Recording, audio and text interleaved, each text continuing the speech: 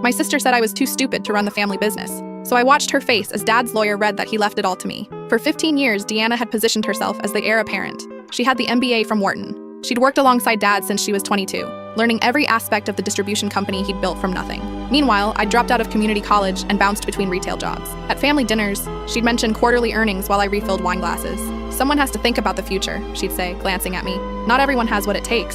When Dad got sick, she went into overdrive. She attended every board meeting, redesigned the company logo, started CCing herself on emails. "Just preparing," she told Mom. "There can't be confusion about who's ready to lead." The will reading was Thursday. Deanna showed up in a navy power suit, carrying a leather portfolio embossed with the company name. I wore jeans and the flannel shirt Dad gave me for Christmas. Mitchell, Dad's lawyer for 30 years, cleared his throat. "To my daughter Deanna, I leave my personal effects and $500,000. Her smile was confident. "To my daughter Ren, I leave controlling interest in Halstead Distribution, all company assets, and full authority over operations." The color drained from her face.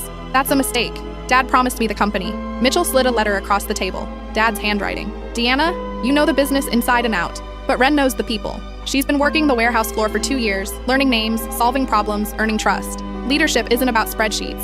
It's about who workers will follow when things get hard." My hands shook. 2 years ago, after my latest retail job imploded, Dad called me into his office. "I need someone I trust on the floor," he'd said. "No title, no attention. Just watch, listen, and learn who keeps this place running." I'd shown up every day at 6 a.m. I learned to operate forklifts, manage inventory, handle truck drivers who'd been there longer than I'd been alive. When Jorge's son needed surgery, I helped him navigate insurance. When night shift almost walked out over unsafe conditions, I listened and brought solutions to Dad. He implemented every single one. "This is insane," Deanna hissed. "She doesn't have the education, experience, or connections. She'll destroy everything in 6 months." That night, my phone exploded. Texts from Deanna, voicemails from Mom begging me to reconsider. But the next morning, I drove to the warehouse. Raymond, who'd been there 34 years, nodded as I walked past. "Your father knew what he was doing." By noon, I'd called a meeting with senior staff. Before I could speak, Deanna burst through the door. "You think you can waltz in here and play CEO? These people will never respect you." She slammed a folder on the table. Inside were emails, financial records, contracts I didn't recognize. Deals Dad made that aren't exactly by the book.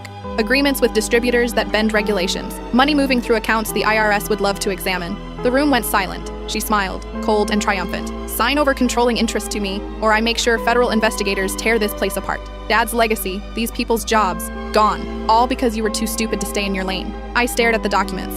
Around the table sat people who'd worked here for decades. Jorge with 3 kids in college. Raymond 6 months from retirement. Then I noticed the email timestamps. All from the past 2 weeks, after Dad got sick. "You set this up," I said slowly. "These deals aren't Dad's, they're yours. Insurance in case he didn't leave you the company." Her hand tightened on the folder. "Prove it." I couldn't fit what happens next in this short video. Watch the rest down below.